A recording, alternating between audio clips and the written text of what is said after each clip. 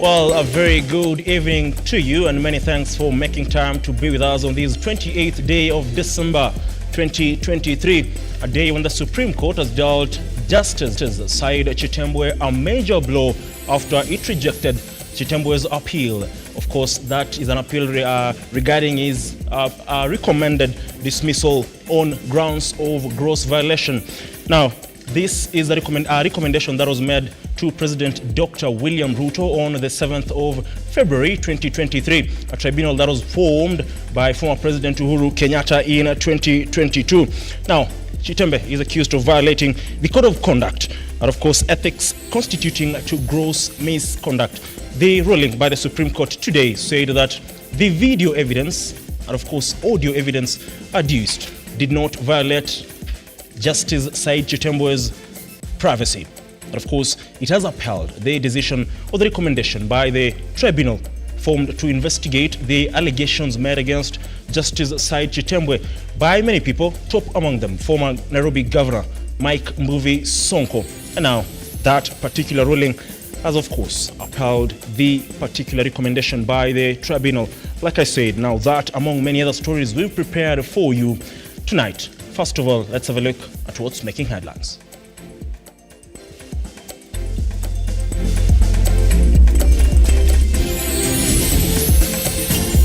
Tonight on Look News, youth hold protests in Nairobi to support the affordable housing project. 11 more suspects in the 8.5 billion fraud case involving former tourism CS Najib Balala arraigned in court. And in our continuing series of 2023 headliners, tonight we take a look at the Shakahola horrors, news that shook the country and the globe.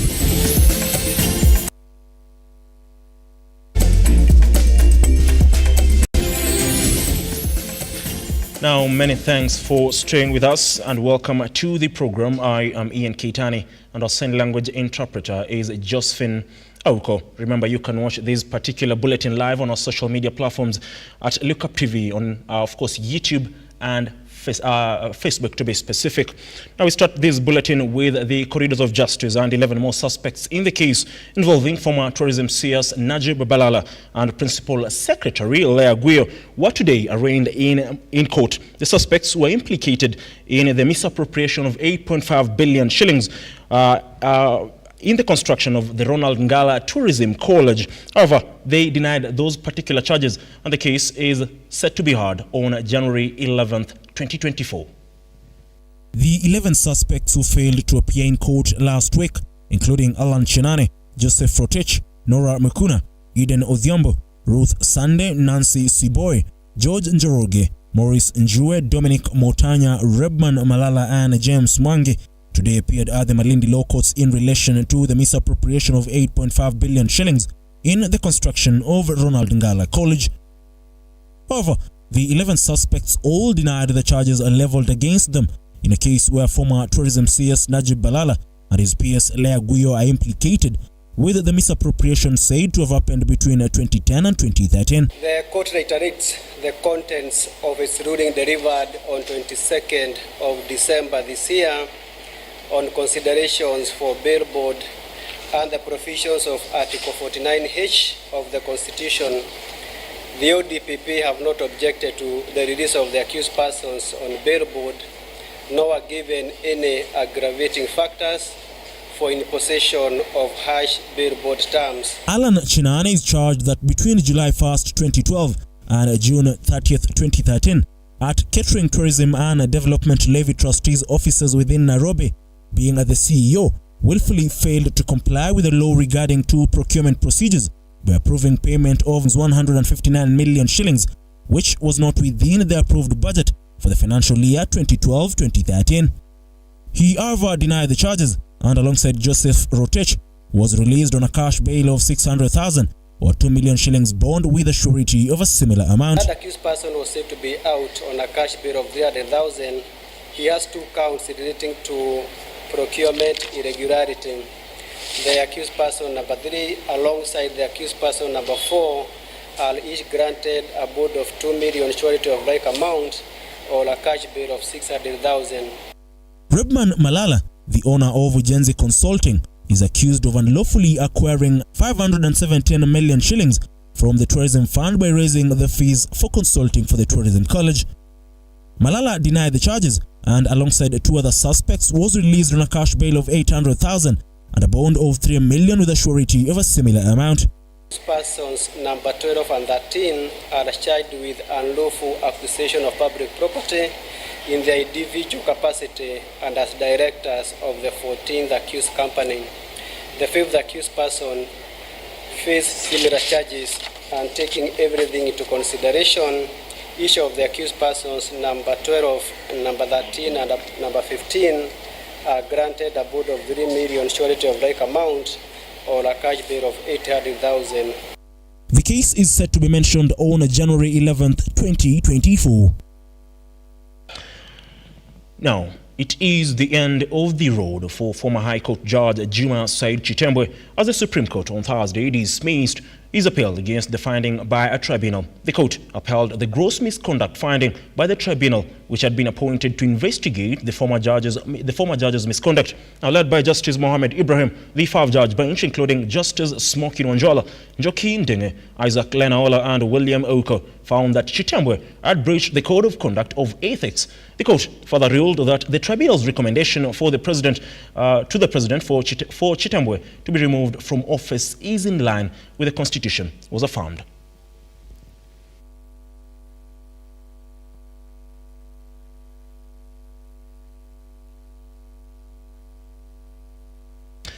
On to matters security, and Interior Cabinet Secretary Professor Kithure Kindiki has announced that Operation Maliza Uhalifu will be extended to parts of Meru, Isiolo and Marsabit counties. This move is aimed at effectively degrading bandit networks under the operation that began in February 2023.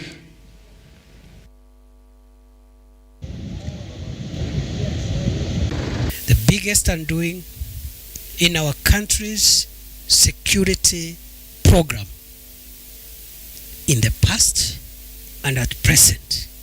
The biggest threat to our security program is the unhealthy relationship between politics and matters of security.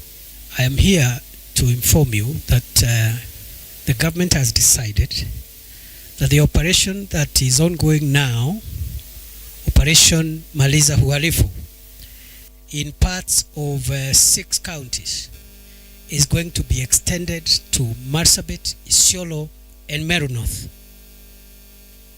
in the new year. And the task which we want us to do,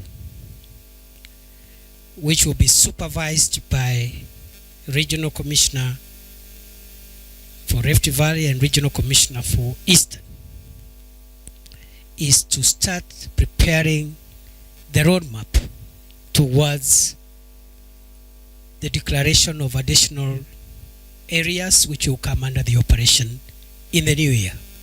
In order to win this war, must apply the same measures that we are applying in Northern Rift Valley to parts of Upper Eastern and make sure that we destroy completely the infrastructure of violence and death. It is very painful for criminals to keep on aiming their fire at our officers and occasionally succeeding.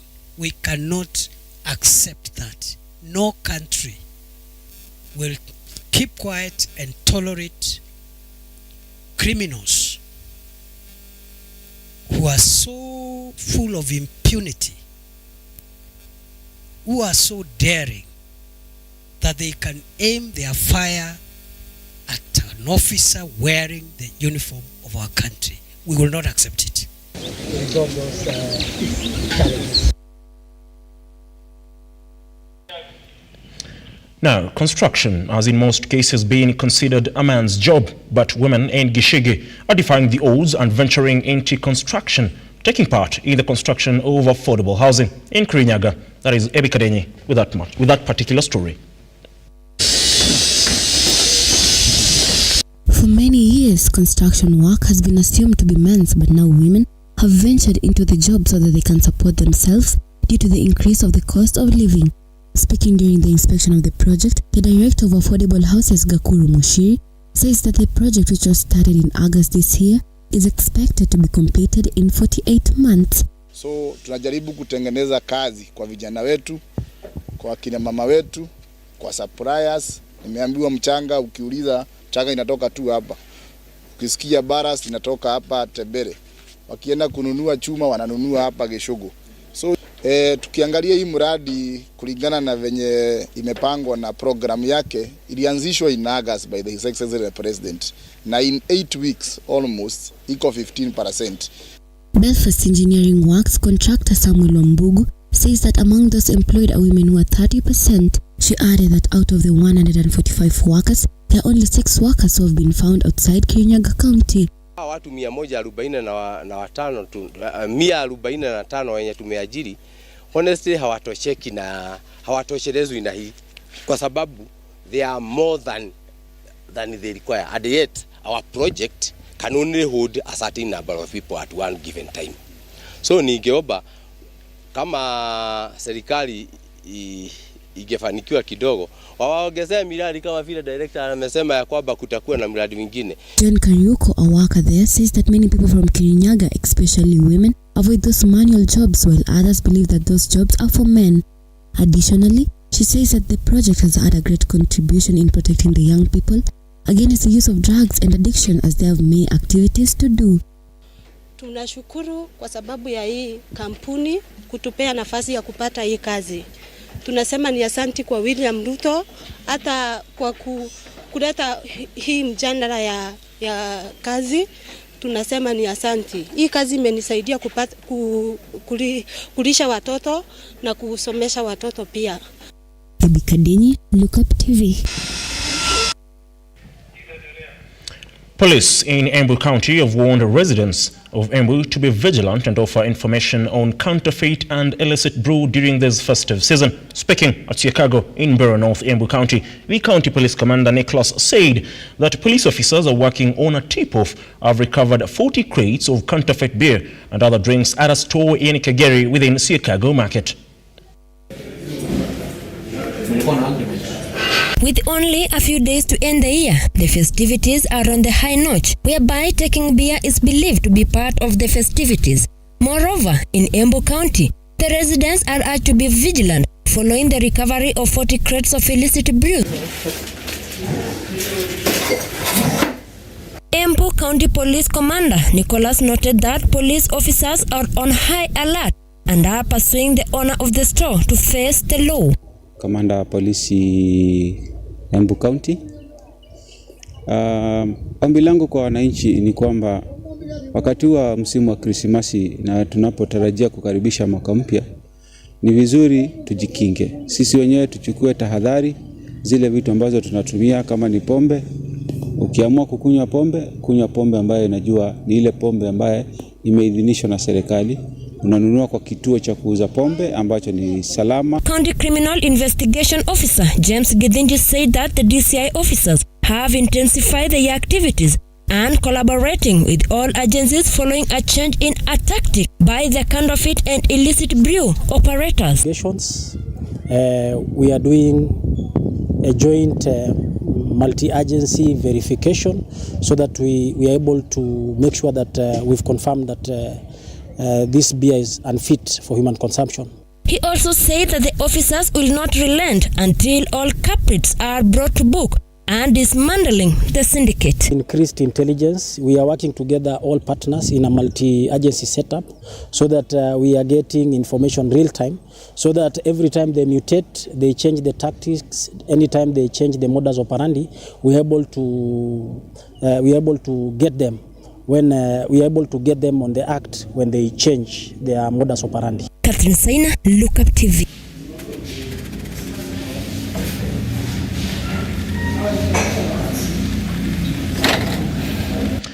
Now, a section of slum dwellers, community-based organizations and Kenyans employed in the Juakale sector held a peaceful protest in the capital on Thursday, voicing their support for the 1.5% housing levy intended to fund the affordable housing. The group staged a march along Kenyatta Avenue, City Hall Way and Parliament Road as they chanted in support of the levy declared unconstitutional by the High Court. This was the situation a while ago in CBD, Nairobi County. Workers from Juakali sectors, casual laborers, businessmen and women, and residents from distinguished slums held peaceful demonstrations to relay the following message. Perhaps the decoder was not designated, but with no detailed explanation, they had this advice to Busia County Senator Okia Omtata.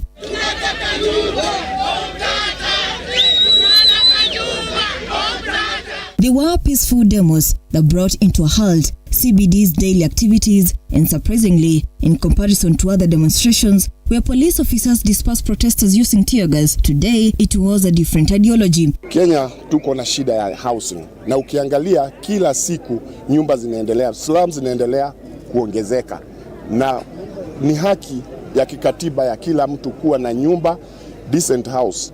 Sisi tumekuja kutetea makazi mazuri, maana sisi tumechoka kwa slum. Tumechoka kuchomekewa, tumechoka kubebwa na mafuriko. Sasa hii tumepata opportunity yenye tunaweza pata nyumba yetu na yenye tunajengewa kwa bei nafuu, yenye tunajisevia kwa cooperatives zetu, ndiposa tupate nyumba. Nevertheless, the placards they are carrying portrayed a critical message about the president's goodwill in launching the affordable housing program. Ile tumeuliza security, tuliandika barua yenyewe security tupatie na tukakumbaliwa. Hata hiyo barua yetu imesainiwa jana ya kwamba mmepewa ruhusa, because tulienda walikuwa wanatukataza.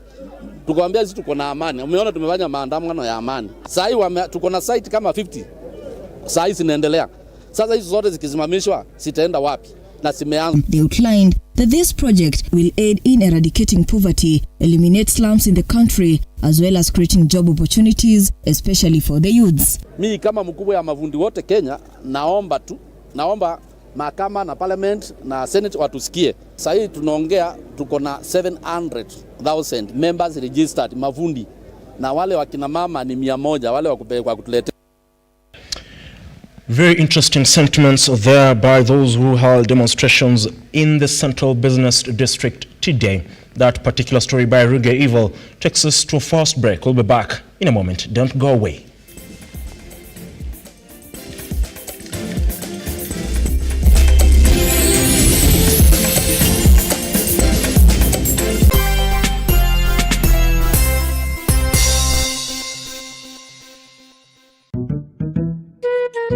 What about mambo fantastic if not scholastic? Chota kuchota na Hatia Supermarket imerudi. Ukifanya tu shopping ya shilingi 1,000, wewe unaingia kwa promotion ya chota kuchota na Hatia Supermarket. Watu wanaendelea kushinda ndani ya Hatia Supermarket.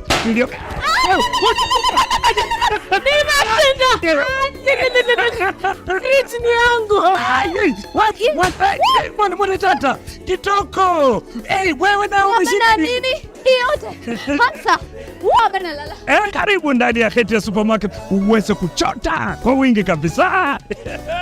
Watu wanasema nini? Nakwambia kwamba chota kuchota.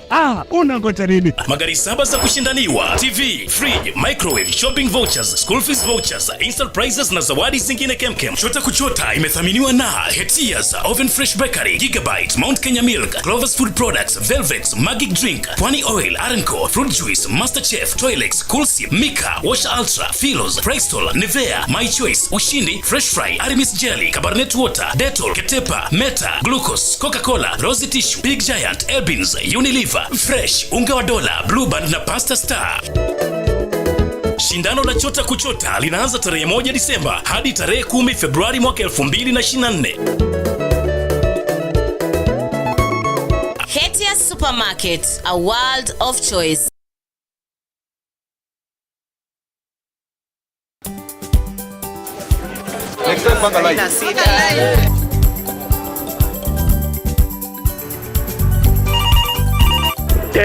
Mambo ni mawili, kufikisha, kumwaga na kurudi. Kulala ni mwaka mpya.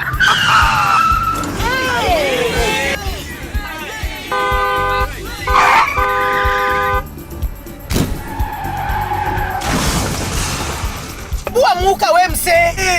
Nini mbaya? Wewe kwani wani vile dereva anaendesha gari vibaya, lazima tususe. Anaendesha gari na kwa simu the whole time, hata angalia barabara. Tusimame. Wewe dereva wewe, mwaka iliyopita peke peke yake watu zaidi ya 3,000 walipoteza maisha yao barabarani kwa sababu ya tabia kama hizo. Hautatuangamiza tukiona. Naomba msamaha, nitampeleka vizuri. Si wameomba msamaha. Sasa tuende tusafiri kwa mwendo wa aste. Dere Smart hufikisha abiria salama. Ujumbe huu umeletwa kwako na NTSA kwa ushirikiano na European Union.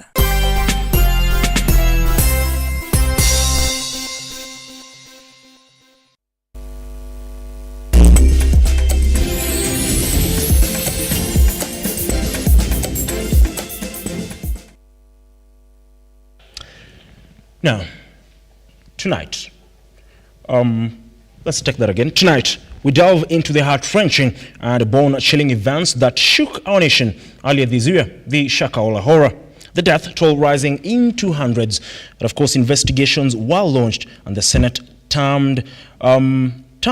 Senate formed a committee to probe the sinister depths of the Shakahola. Tonight, we bring you an in-depth look at the events that unfolded, and of course the investigations that followed, and the aftermath that continues to linger with the victim families waiting for justice. I've been exhumed from the Shakahola forest at the Shakahola Command Center. In Shakahola is akin to terrorists. It all began in April 2023 when reports surfaced of mass religious cult killings, sending shockwaves throughout the country. Families shattered, communities devastated, and the nation left questioning how such atrocities could unfold in the shadows of what seemed like ordinary lives.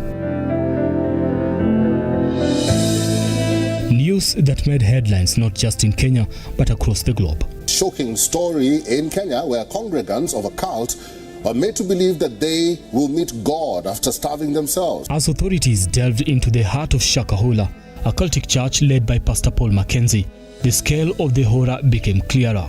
Families were torn apart, lives were lost, and followers who had strayed so far into the depth of fanaticism that they were willing to die for their beliefs, all in the name of God.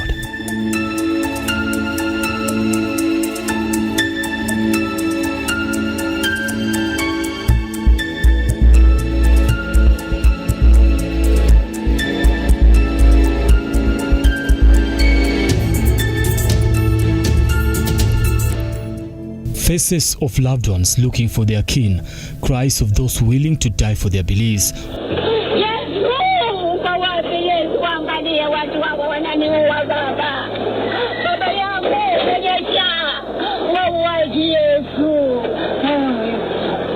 Or this brought about by a doctrine by Paul Mackenzie. Kazi zote za dunia hii ni udhalimu. Zote ni kazi za udhalimu. A forest so vast that took the lives of many, their pain, what they believed would happen if they starved to death, and their last moments is a memory that the Shakahola forest will forever keep, but one that the world will keep pondering on. Families left in pain, eagerly waiting for closure. Roger knows too well the pain of losing not one, not two, but 3 family members to Pastor Paul Mackenzie's doctrine. So far mimi nimepoteza watu watatu. Huyu ni mom, sister yangu na my niece. Roger's story reflects the pain and anguish felt by so many families affected by Shakahola. The signs were there, but the true extent of the danger remained hidden until tragedy struck. My mom alikwenda church nyingine. So kidogo akaanza kuchange. And your change alikuwa anaona Mackenzie kwa TV. Mtu Shago. Mackenzie alikuwa na station yake by then. So madhe ile kuonaona hiyo station akaanza kuchange pole pole. Na hii kuchange ikafanya akahamadi church yake akaingia kwa Mackenzie. Paul Mackenzie's teachings to his followers made them believe that whatever was created by man was evil. Ya biashara unayoifanya ni dhalimu mbele za Yesu. Kwa sababu hiyo ni kazi ya mataifa. Una haki ya kuifanya kwa sababu wewe ni mwenye dhambi. Lakini ukiokoka, shut up na uachane nayo. Kuna vile Mackenzie akipreach alikuwa anawaambia bills si poa, kazi sio poa. Kupanda hizi vitu mimea nini chakula food si poa. So mama akaanza kuchange, akaachanga biz, akaacha kuanza kukula vitu. Kuna vitu alikuwa akuli, vitu kama hizi neti hizi neti za mosquito, akachoma ID by then. Alafu walikuwa wanakaa na watu wa sister yangu mwingine home. Watu walikuwa wanasoma. So akaanza kwa advices asipeleke watu shule si poa. So hapo ndo nikaanza kunotice mom nikaa anapotea kidogo. And one day the phone was off and she was nowhere to be seen. So walitoka last year June. Ndio ni notice ilikuwa kitu after 2 weeks. Because unajua si church actually. Ni how say tuseme kama wewe ni member. Sisi tunakuja kwako tukaa mbao ama 30. Tunagather kitu 1 month. 1 month ikisha tunakaa mkwangu. Next kwa mse mwingine hivyo. So hawana church. So mother alikuwa anapenda kuenda nje. Juu unajua hii kitu ilianza hadi wakapata na mzae. Ikafika point akakaa nje for 2 years. Mungu akanibless nikamshikia shake. Nikamweka hapo hivi. At least yani kwa avoid mambo mingi. So akiwa tu hapo akaanza bado kuendanga. So mimi nikamwambia mama, badala ushindange umeenda, basi acha wakujange. Juu alikuwa alafu hakuwa anasema alikuwa anapotea tu. Unastukia yuko kienda ama ukipiga simu alafu mostly wanakaziwa kutumia simu. So time ameenda yeye ni mteja ever. Akirudi ndiye atakuwa on. Na sasa akienda asemi ameenda wapi? Yeye anapotea tu. Na akienda nilimtafuta twice. Sasa yeye akuenda Malindi ilikuwa ya mara ya 3. It had become a norm, but the disappearance entirely caught him by surprise. Kutafuta za place nilikuwa nimezoea, sikuwa impata. Ukiuliza anakuambia hata sisi hatujui. Hata sisi hatujui. So ndio nikaanza kusikia fununu ni kama walienda Malindi. Sasa hizo siko sure. Hiyo tu sasa hiyo mwezi wa sasa ukijaribu kuulizia ama walienda Malindi kwa Mackenzie. So since sikuwa sure nikatafuta place naweza kuwa najua sikuwapata. Nikarudi. Kurudi nikifikiria labda atajua alikuwa anafika point fulani anapiga anakuflash. Hakuwa communicate. Nikarudi tena home nikajaribu kutrace sikuwa impata. So June kafika mpaka December hapo. So ukiuliza karibu kila mtu anakuambia kama walienda kwa Mackenzie. Ndio tena nikajaribu kumtrace. Kufika huko like sikusaidika. Juu time nilifika huko naambiwa Mackenzie alikuwa na church. Lakini church ilifungwa. So sasa ana church. Na hatujui yako wapi. When the news broke, the first thing that came to his mind was his family and the search began. Mwezi wa 3 nilikuwa mara ya kwanza sasa kuenda kufika Shakahola. So nikafika Shakahola, kuna police station iko hapo inajiita Langobaya. Nikafika Langobaya. Hiyo siku nilipanda jioni. Nilifika the following day saa 8. Kwenda police station sikupewa makarao. Nikaambiwa nitapewa asubuhi yake saa 2. So nikatafuta place nikalala, asubuhi nikaamkia. Kuamkia ulikuwa unakomboa gari. Komboa gari 3000 na unaweka mafuta ya 2500. Alafu unapewa makarao, mnaingia kwa msitu. Na msitu si karibu. Ni mbali. So nikakuja hiyo asubuhi nikapata nimetafutiwa gari iko hapo. Tukamalizana na mwenye gari, tukaenda tukaweka mafuta. Tukatoka. Siku ya kwanza, ya pili, ya 3 nilikauka 1 week. Nikijaribu hiyo time sasa ungeweza ingia kwa msitu. Hakuna kukaziwa. Kaingia kwa msitu ulikuwa unaingia kama mara ya kwanza venye tuliingia kwa msitu. Juu msitu unaingia kitu kama kilomita 10 kutoka kwa main. Kitu kama 10 kilometers. Ndio sasa unaanza kupata unaweza either kanyumba ama kabushi kametengenezwa. Unaona ile bushi ilikuwa kitambo ya sungura. Basi sasa ni kubwa, alafu uko chini unapata kuna space. Basi tuko na watu. Sasa siku ya kwanza kuenda tukapata kufika place fulani kuna nyumba, tukijaribu kuingia kwa hiyo nyumba. Wasee wakaanza kutokea. Security wa Mackenzie. Huku hivi ameshika rungu, huku panga. Huku rungu, huku panga. Watu wakatokea, watu walikuwa wanachomoka tu from anyway, unapata tu mtu anachomoka mwingine, si ati wanakuja wote at the same time. So kidogo kitukaa dakika kama mbao hivi watu wamechomoka watukaa 14. Na advantage Nilikuwa mimi na mapolisi. Traveling to Malindi for him was a toll every day with the hope of getting his loved ones. Ndio sasa nikapata one of the people mwenye alikuwa huyo chali nakwambia mdogo, nikampata. Okay, alikuwa na information. Juu watu wengi walikuwa wanasema amewasaidia. So kumpata ulikuwa tunaambiwa na DCI usimention jina. At least ikuwe rahisi kwao. So wewe unaenda na hiyo picha, unaonesha wewe chali, kisha muonesha anakwambia. So mimi nikaenda nikamuonesha. Akaniambia, huyu aitwa Morin huyu. Morin na huyu mtoto wake aitwa Neema. Walifanya kufungwa, wakafa na wakazikwa kwa shimo moja. So kumuuliza kuhusu mama, akaniambia mama alichange jina, walimchange jina. My mama alikuwa anaitwa Pamela, but walimchange jina from Pamela to Rose. But sasa sister yangu alimaintain na Katoi.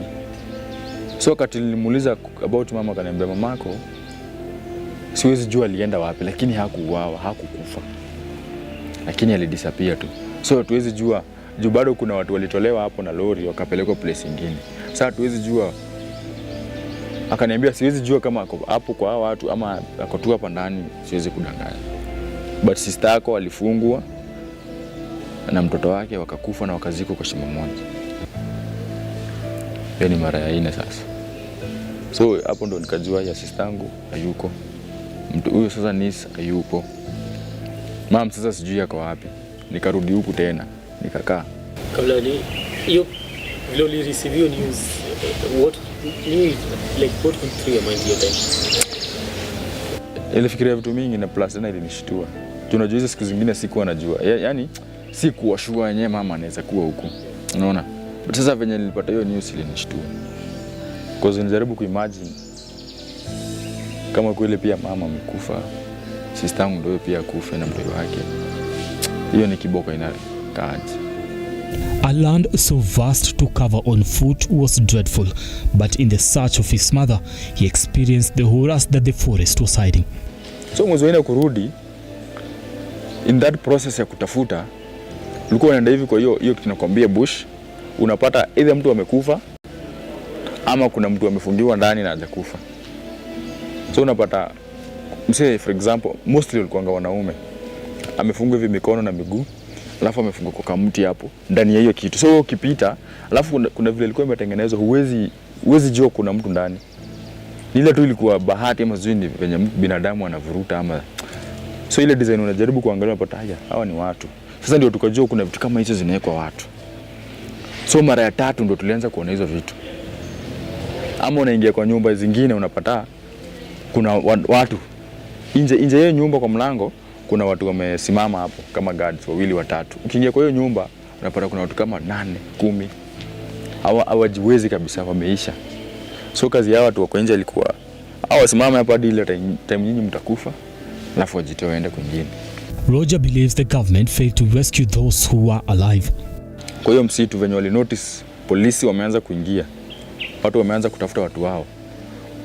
Kuna ungepata labda, yani ungeingia hivi place penye wanakaa, unapata hii ni chakula wametoka kukula, saa hii bado ni moto, wametoroshwa. So tungekuwa na ile nguvu ya polisi na ile umoja, tujaribu kuwafuata, tungesave watu wengi sana. Lakini sasa unapata hao wakiingia leo wanakuja tu hapo kuzikua, tena kesho hapo tupo kwa exhume, na watu wanaendelea kutoroka. Na hiyo msitu ni kubwa, huwezi manage peke yako, ni kubwa. So mimi nafikiria wangetusaidia tu poa na kwetu na mpangilio, kwetu organized. Sema sasa wacha tushughulike na watu wako hai kwanza. Watu wengi sana wangeokolewa.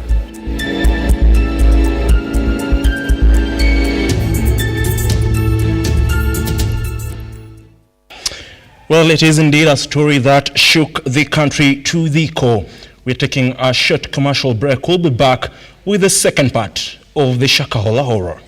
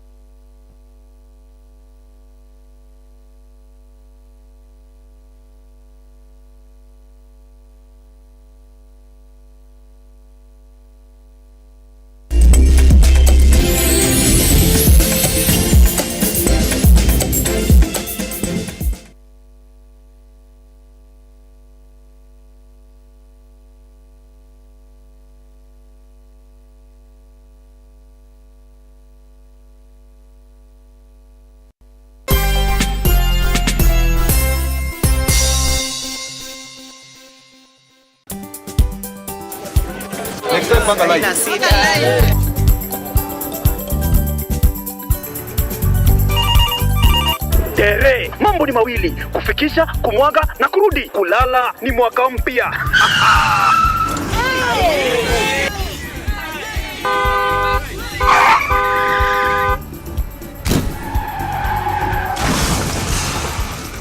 Muka we mse.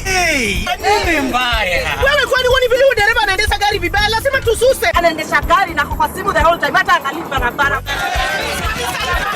Msanii dereva tusimame. Wewe dereva wewe, mwaka iliyopita peke yake watu zaidi ya 3,000 walipoteza maisha yao barabarani kwa sababu ya tabia kama hizo. Hautatuangamiza tukiona. Naomba msamaha, nitampeleka vizuri. Si wameomba msamaha. Sasa tuende tusafiri kwa mwendo wa aste. Dere Smart hufikisha abiria salama. Ujumbe huu umeletwa kwako na NTSA kwa ushirikiano na European Union.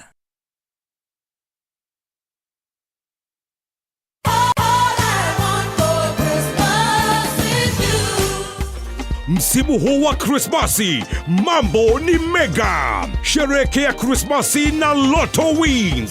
Mwezi huu kuna magari ya kushindaniwa, guaranteed millions, 100k holiday shopping vouchers na mbuzi za Krismasi. Up to 40 million to be won in the hourly draws and a grand prize of 200 million every Wednesday and Saturday. Ndani ya 200 million mega jackpot.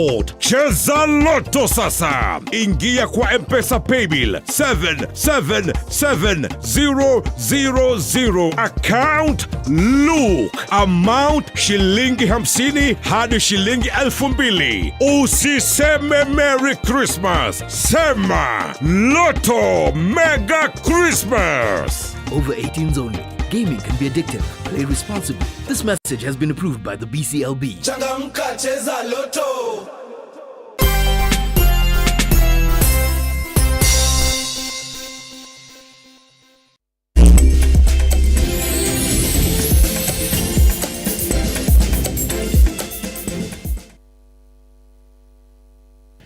Now, welcome back.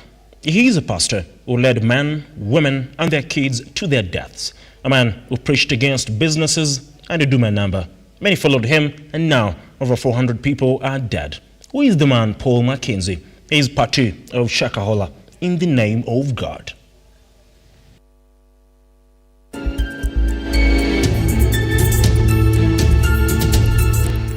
Aliyekupeleka gerezani ni nani? Serikali. Sini polisi? Polisi. Sini chifu? Sini mzee wa mtaa? Sini county commissioner? Sasa naye andiko linasema msiogope, maana ibilisi atawatupa baadhi yenu gerezani. Kwa hivyo aliyekupeleka gerezani ni nani? Ibilisi.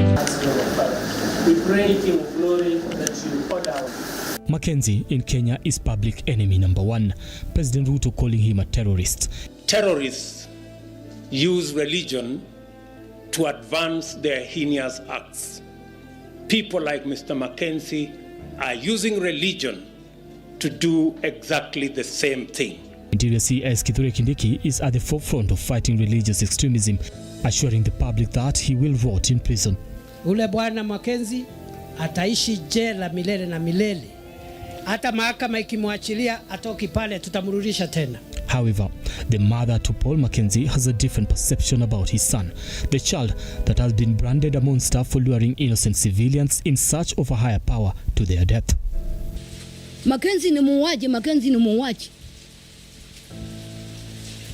Siku mwana sita yoyote.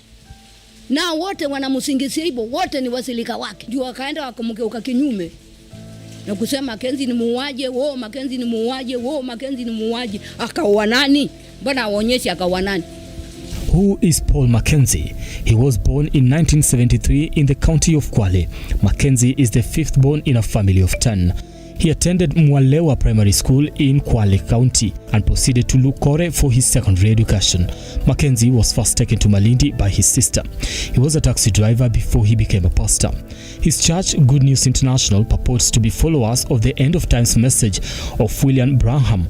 Paul Mackenzie's controversy began when he was charged 4 times between 1997 and 2003 for his sermons, but was acquitted each time due to lack of evidence. In 2017, about 93 children were rescued from his church. In October 2018, residents in Magarini, Kilifi County demolished one of his churches. In 2019, Mackenzie was arrested for inciting the public against registration for Huduma number by likening it to the number of the beast.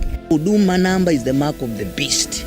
666. His fishy activities were first flagged by the Mayungu Children's Rescue Center in 2017. He moved his church to Shakahola in 2022. He is married to one wife, Joyce Mwikamba, having lost 2 wives, one in 2003 and another one in 2009. Naombea serikali. Uombe shetani. Unawezaje kuombea shetani aokoke? Uwezi.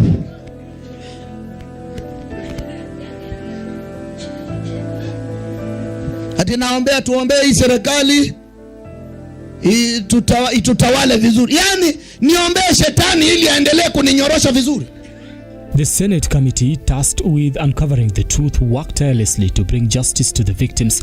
Recommendations were made, highlighting the need for increased vigilance and regulations within religious institutions to prevent the rise of similar cultic movements.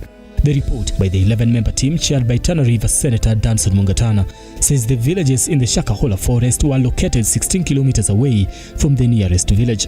Additionally, the followers were also required to destroy vital documents, among them national identity cards, birth certificates, certificates of title to property, academic certificates and marriage certificates. The Kilifi County Security Committee in the submissions noted that once the national identification documents were destroyed, the followers acquired new names upon joining the Shakahola community. This, they said, created problems during the identification of survivors who denied their previous identities. In what seems like a silver bullet to prevent the cropping up of religious groupings, the House Committee recommended the enactment of the proposed Religious Organizations Bill of 2023, which will establish Office of the Registrar of Religious Organizations. The office will develop an exclusive framework of registration, lesser eye scrutiny of the qualifications of religious leaders, as well as revising the offenses and penalties for non-compliance. 8 months later, the Shakahola DNA samples were picked, but the wait is proving to be tedious, with the DCI saying 360 of the 429 bodies exhumed were decomposed, making it hard to get the DNA results. This wait for the family gives them more anxiety. So tukaambiwa sisi tungoje tu DNA ikifanywa tutaitwa. Tukaacha details zetu zote huko, majina, namba. So sisi tunangojanga tu ile siku DNA itafanywa.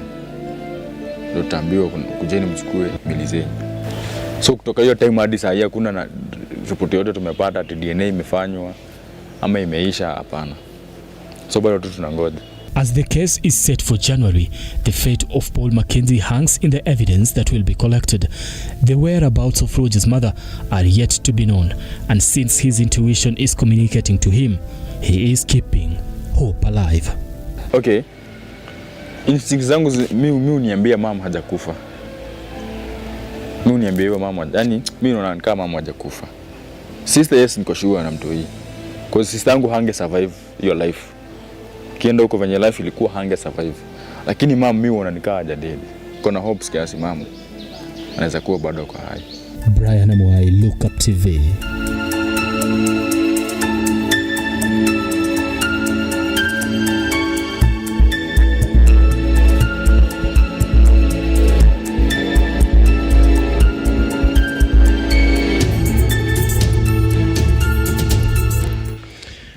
Well, it is a story that was brilliantly packaged by one Brian Amwai, even as one Paul Mackenzie still remains in custody.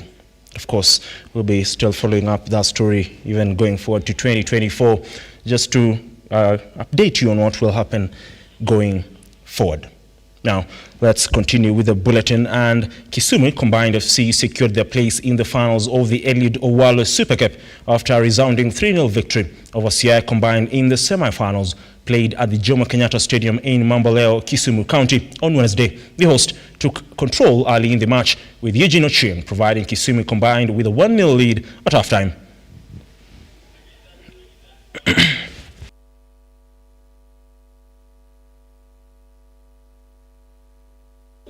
that will constitute the Nyanza combined team that will play against Gor Mahia on Saturday, the 30th at Nyilima Sports Ground in Asante.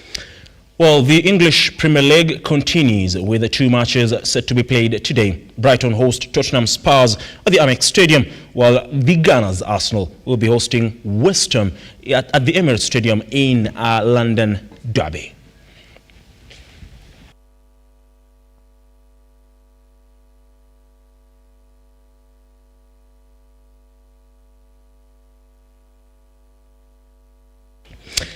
Well, that particular story wraps up our bulletin. Remember, yesterday, bottom-half merchants Chelsea did manage to secure 3 points against Crystal Palace at home, with Man City staging a comeback to win 3-1 against Everton at the Goodison Park. Now with that, for me, I wrap up the year 2023. It has been a blessing being here, and to the team behind the scenes for the past 12 days, all I can say is thank you. To my producer, Brian Amwai, Simon Kahambwe, Jeremy Como, James Kinyo, Alvin Thuo, and Jacqueline here in studio. Many thanks for making it happen. And of course, Nasha Kagwa on our digital desk. I take this early opportunity to wish you a happy and prosperous 2024. Until next year, do have yourself a lovely night. And like always, God bless.